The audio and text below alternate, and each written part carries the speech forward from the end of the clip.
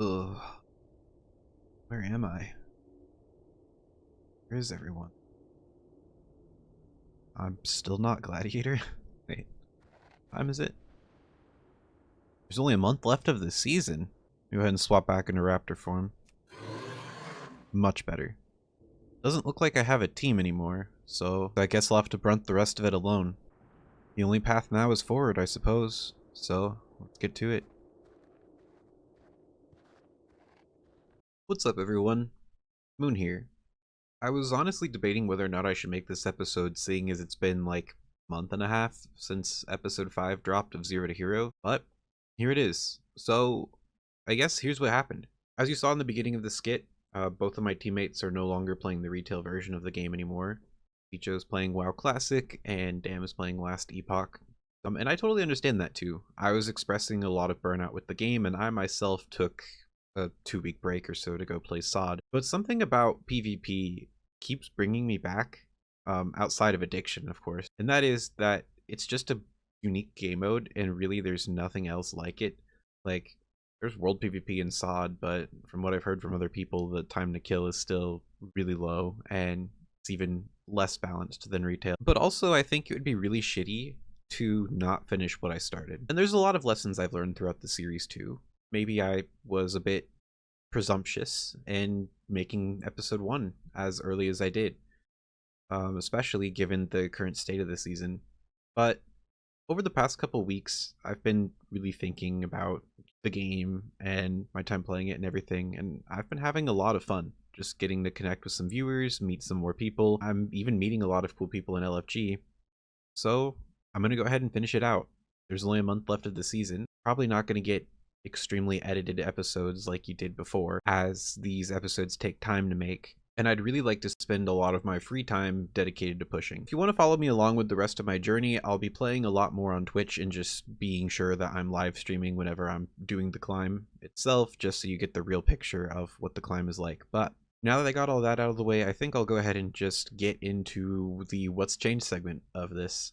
Alright, so let's get into what has changed. So the first thing is that I actually have a second shaman now, and it acts more like insurance in a way. So if I go on a big loss streak on one of my shamans, I will just swap to the other shaman and play that for a little bit. I used to tilt very bad whenever I would lose CR because I would panic that just because I'm not going in the upward direction that my whole life was over, and that, you know, gladiator, duelist, whatever goal would just never be possible.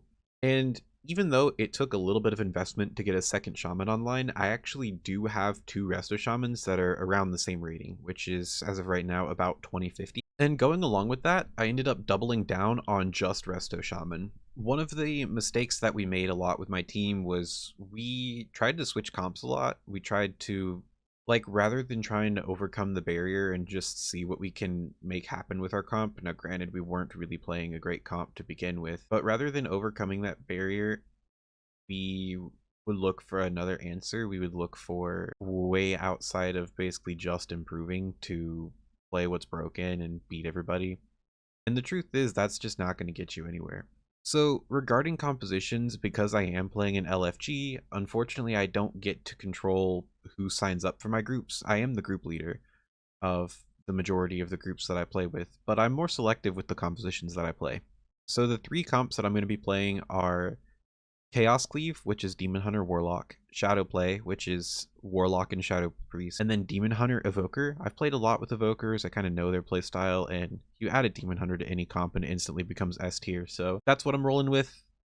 Glad or bust, I guess. I'm LFGing my way up, so you may end up seeing my shamans in the LFG if you're on the North America side. I got Moon Totem on Storm Rage, and I got Stormstruck on Moonguard. And I'm now rarely playing Solo Shuffle. I will now play Solo Shuffle as a way to get myself warmed up, get myself ready for a session, or if I hadn't played in a while, I'll play a Solo Shuffle just to get comfortable with the keybinds. Like, I'm waiting for a group a really long time, just make sure that I'm still warmed up before continuing to play.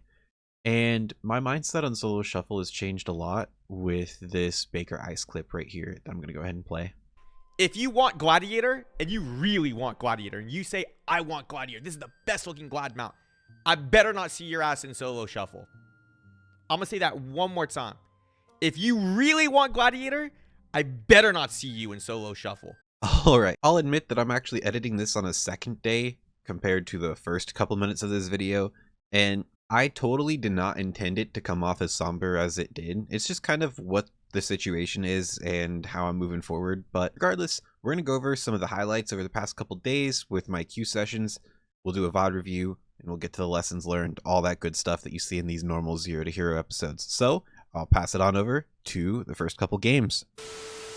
This is Souza again.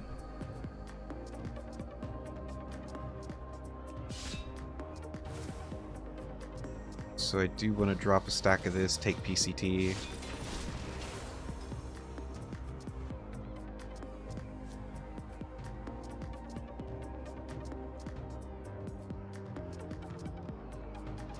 Yeah, their H-Pala is going to play on top of me the whole time. Their H-Pala aggro.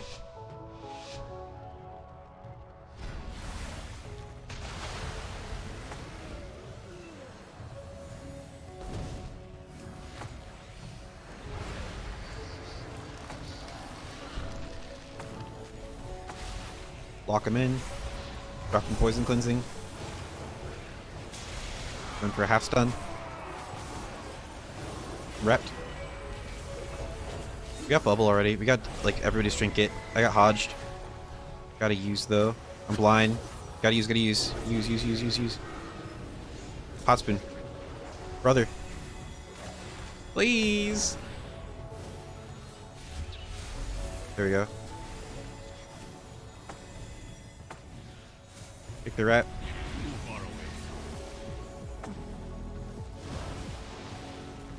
Finesse. Should keep you guys topped. What?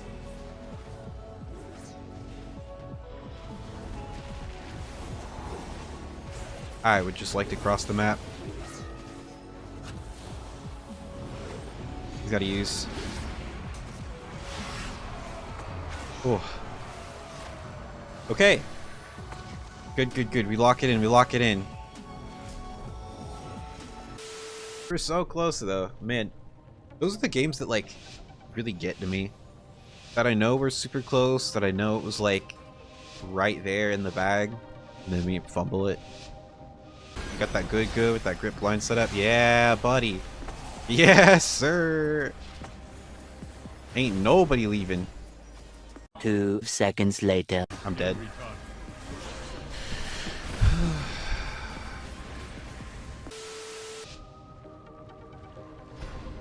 Okay. I shouldn't have stunned. I'm so sorry.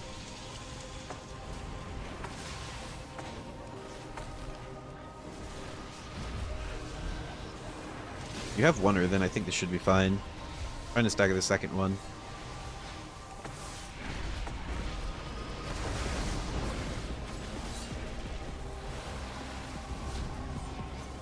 Oh! Y'all are just fucking crazy with it.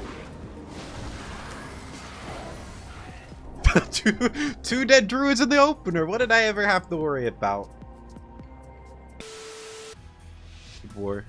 Hell yeah, man.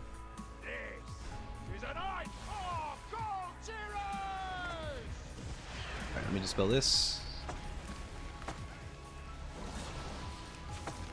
Double earthen. Lock this guy in. Grip them together.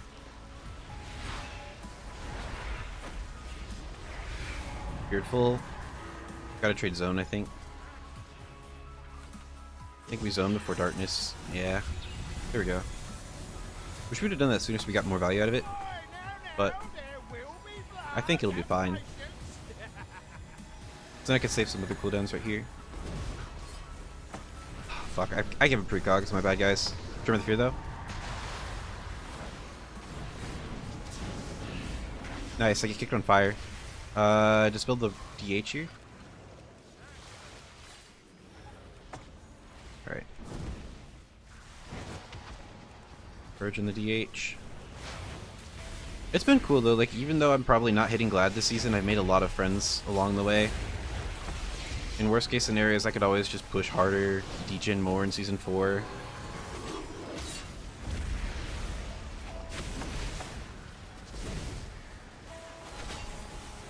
We just build that Havoc there.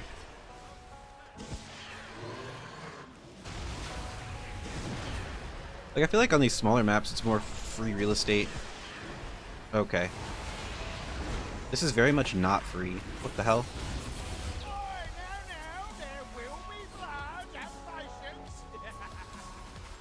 Free trimmer that? Alright.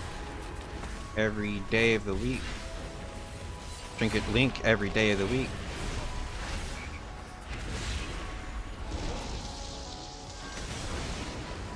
Nice. Huge awake. Pick him. Get this guy. There we go. How about that? Keep playing and you'll get there eventually. It took over 100 games to get my first duelist in 3s. From 2K to 21. Just bouncing back and forth. Yeah, I mean, I'm almost at that 100 games.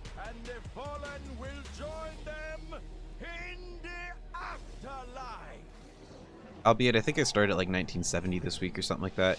Or I climbed up to 1970, and then I climbed up from 1970 to like 2040. Think back down to like the 1980s. Climb back up. Think back down. Did I forget Curse spell? Oh, no, I have it. Get you. I totally thought he was going to fear me there. Hey, I'm stuck in a root.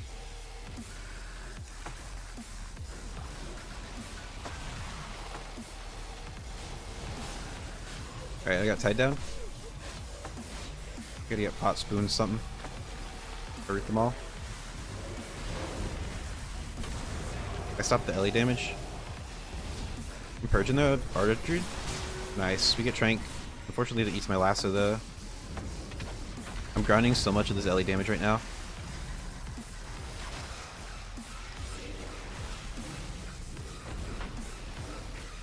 Alright, gotta heal on you. Spell, but I guess the Flame Elemental reapplied it. Hexed. When did this get so hard to heal? Probably zone. Okay, we're good, we're good. Trying to get them all together for you guys.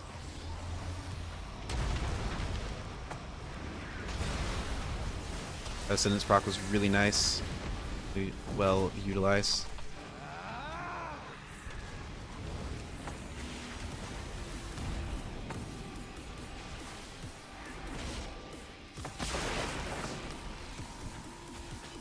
That's their grounding.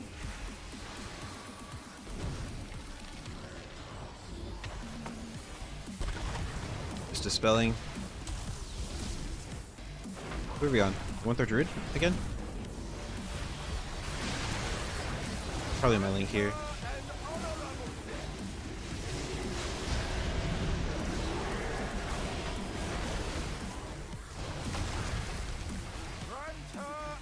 I don't know what the fuck is going on. An S.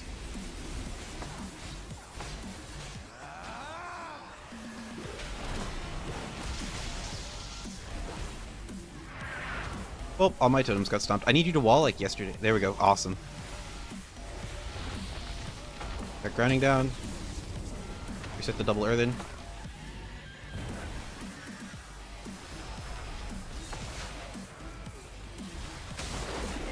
Hexed. Ugh. I don't think we can live 3 seconds.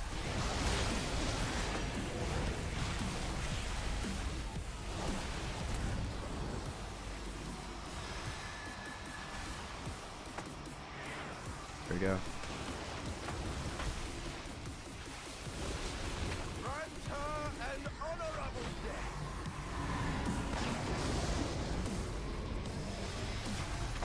Oh, you already feared.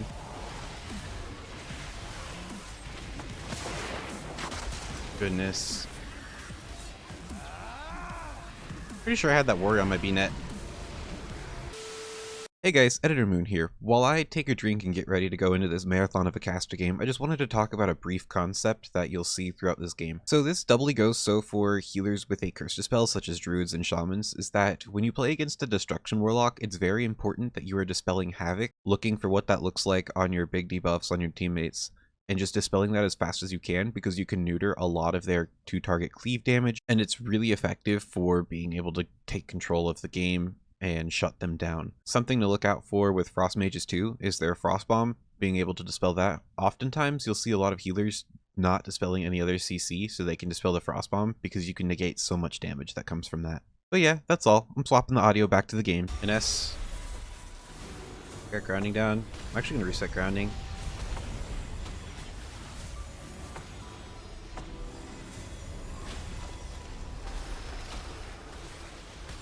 Beard full. Gonna sheep me out. Watch the sheep. I need to get closer. I kick the sheep. I'm sheep full.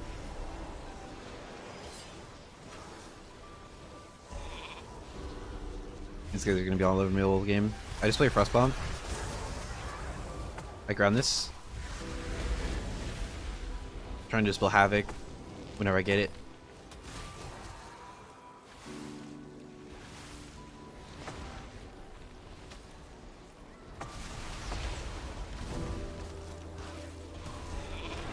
I'm feared and sheeped at the same time.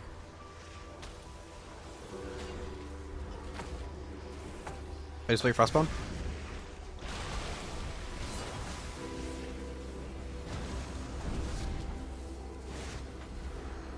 Alright.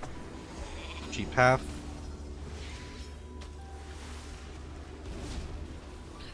Virgin the Frost Mage. I didn't mean to give him precog. Play Frostbomb.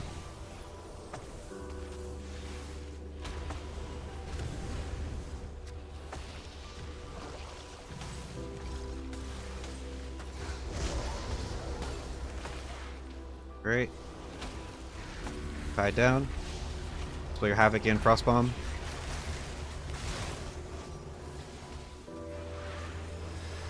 Let's see. Lock him in. Move him out of that. I'm sleep full. It's gonna be pot spoon, I think, that they're going for. Sheep full. I get your Frostbomb. Sheep half. I'm gonna go for a fear out. I got grounding down. I reset the wrong totem, so I guess we're getting triple healing stream then. An SU should be fine. I got trimmer down. Using my trimmer.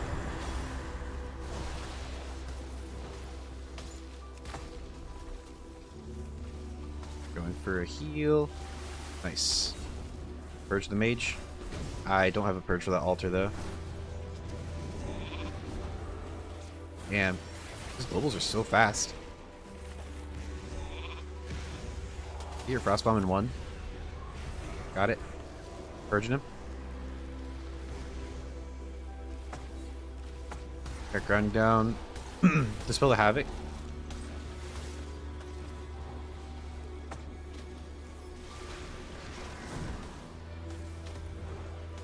Hit you.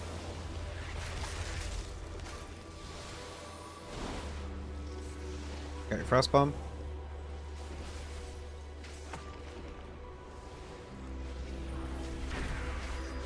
Alright, got a huge heal. Got your mind games. I am out of range. Xing the healer out. It's over. Should be over. Cheap full. Get your Havoc.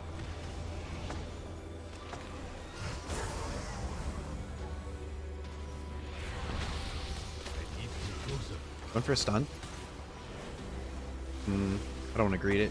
We're close to winning anyways. Feared full. Probably zone. Getting feared to China. Nice. Good guy. Ah, it's over. Nice. Good, we got zone.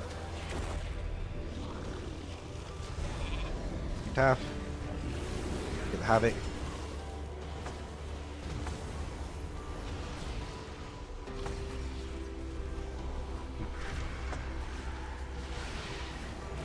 full. Surprised my... Oh, they must have killed my trimmer or something. Get the fear. Purge on the mage. There we go. Alrighty, what's up everybody? Welcome to the VOD review for this episode. So, today we're going to be looking at a Ret Warrior game. Now, Ret Warrior is a composition that personally upsets me, especially with the Fistweaver variant, which is the overwhelming majority of Ret Warriors that we fought on this one night. As you can see, we played for about, I think 4 hours, 4.5 hours, something like that. And out of all of the Ret Warriors we fought, we only won against a single one of them. It does feel like it's helpless. It feels like they have basically an answer for all of my utility, and Ret Warrior is genuinely the only comp that gets me visibly upset, as you'll see in the end of this. I'm not going to play the audio for you, but I do get very upset at this loss. So, while I do believe the comp is stupid and broken and everything bad about it, and I hate people who play it, I'm going to do my part and review what I did wrong, what I can do better, just things that can make my percentage of winning against them a little bit higher. So let's go ahead and get right into it. Alright, we got 6 seconds on the clock, and my thought process here is, even though it's a Resto Druid variant, he's going to be casting Clone, I'm going to drop Grounding Totem here and take Unleash Shield. This is because with the Water Shield, I can create a pool that's about 50% damage reduction, and if they're standing in it, that'll be really powerful. We get the Opener here, where I lock them in the Static Field Totem, and I'm trying to get the Unleash as well, but I don't think I was able to. Looks like I was pressing Healing Stream and just getting my totems set up and everything like that in preparation for their damage. I got something stuck in my teeth, sorry. But yeah, right now we're trying to live through their offensive cooldowns. This is both Avatar and Crusade at the same time. The Paladin trades sack here, and we are just super low. Now, I am not in comms with my teammates. Ideally, Awake would have pressed IPF or Dome way earlier on. And I think when it comes to Death Knight players, I think if you press Dome like super early on into the Crusade, it should make living that damage a lot easier. Now granted, I had double Earthen Wall set up, but it is just a very scary window right off the get-go. I'm a little bit shocked here that the majority of the time they're trying to kill my Death Knight, because in all the other Ret Warrior games, I was the kill target by a long shot. It seems like I back up to this pillar here, and I'm trying to follow in. Alright, let me go ahead and rewind this a little bit, and I'll talk to you guys about my rough positioning here. This is something I still have to work on to this day. Positioning is a really rough concept for healers as a whole, because it's not something you can science out a whole lot, it's something you just have to do over and over and over again. So if I rewind a couple... Positioning wise, my thought process here is just standing at the middle pillar because it gives me about that 40-yard range, and I'm able to be a little bit more pushed up with my teammates. Ideally, I think I can be on the other side of this pillar over here to the left where my cursor is. And because it's a smaller pillar, I can kite around it more easily. But let's go ahead and fast forward back a little bit more. So now they're on top of me. And I think at this point I call for a healer race, but again, only the Death Knight can hear me, and it's with a Twitch stream delay, so it's not like it's a, a really effective call. But I get the Unleash Totem down. I'm trying to soak up their damage because Is the Ret still have wings up? Yeah, it's a really long wings window. I didn't know if he got a proc there or not. I should have been moving towards this end of the pillar a little bit sooner. My mistake that I make right here is not really getting a good spacing of 40 yards, because Stormbolt, I don't remember the range of Stormbolt, but I think it's like 30 yards or something like that. So there is a spacing range that I can put myself that's just outside of Stormbolt, but I can still heal my team at 40 yards away. And unfortunately, I am way too pushed up. I think my thought process here is, oh, if I have to link or get the initial Ascendance proc, which I think my Ascendance is ending actually right now, then ideally I want to be super close to my team. We dropped the Warrior super low here, and it should have been game over, especially because I think we got the end cap on the Druid too, which is really unfortunate. I know a lot of you are going to be talking about my big debuffs and my diminishing return tracker about how it's not fixed yet. I assure you I actually fixed it after this episode, so any other videos you'll see from me will have it fixed. But I get hodged here. I do decide to trade out the Trinket. Probably should have been Trinket Link. pairing Trinket with Earthenwall Totem doesn't really seem like it's giving a lot of value. And then I should probably Unleash here on top of that, which I do. We grip the Druid back in, but he's just doing such a good job of getting away from my Death Knight. I think our win condition here is just ensuring that we get swaps to the Druid every so often, ooming him out. I mean, as you can see, like if I pause the clip right here, I have a very clear mana lead on this Druid. But I guess we do something wrong to lose here shortly. So it looks like we're going after the Druid again. I think my team wants to do a go on him. And I leave my pillar. I actually walk out into the open and end up eating a Hodge. I'm standing, again, this goes all into positioning and spacing. I am standing way too close to the ret. So what I need to do as a healer is I need to put myself in a position that's more difficult for him to Hodge me. So if he wants to do that when he has wings up, or I don't know if this is a proc or if it's the real deal, that he has to go further out of the way to CC me. If I can inconvenience him, then I am draining more of that really long cooldown window. And that is ultimately a good thing. But the warrior intervenes with Spell Reflect, I think. No, he doesn't intervene. We got Paladin Sack and the warriors got Spell Reflect. Like, it's just not a good time right now. Right out the dome for this. Okay, it is another Crusade. The Druid gets off a drink. Was able to get up to 90k mana. And all of a sudden, we're all tied up on mana. I don't have any cooldowns left to trade outside of this Earthen Wall and the Nature Swiftness tier. Okay, I do have Ancestral Guidance. I'm trying to press it, but again, because of my bad spacing and standing way too close to the ret, like, just look at this. This is disgusting. I feel gross just looking back at this, but this is why the VOD reviews are so important, guys. So now when I start queuing up like later tonight, or if I decide to go to the gym and queue up tomorrow, I have a better picture of how I'm getting put in these situations. Now, it's like, I'm standing right next to the Paladin. He's got full reign to Hodge me. And then not only on that, but on top of that, he blinds, I think, myself and another teammate. And then he's still close enough to war stomp me out of it. So just all these micro CCs back to back to back to back to back. Then I get rooted too. Like, why am I even in here? There's no point to me being in here. Yeah, static field, but like, I don't have Link, I don't have Ascendance, nothing. Like, everything I can do to heal, I can do at 40 yards away. And the warrior cooldowns are back up. Darkness just comes up from Pot Spoon. I don't know if he's on the GCD before he could press it, he just dies. And I think positioning has always been a big issue of mine, just because I'm a Resto Shaman player. I'm used to being able to rely on Grounding Totem and Wind Shear and stuff like that. Yeah, I am visibly distressed at losing that, because I felt like we had that in the bag, and Awake was talking about how we had that too. But yeah, so the general takeaway with Ret War is that as a healer, it is going to be a fuck ton of damage. It is going to be super stressful to heal through, and if they're not targeting you, the best thing that you can do for yourself is to put yourself in a position where it is very difficult for them to go out of their way to CC you. That you give your team the best shot as possible to make a play out of that.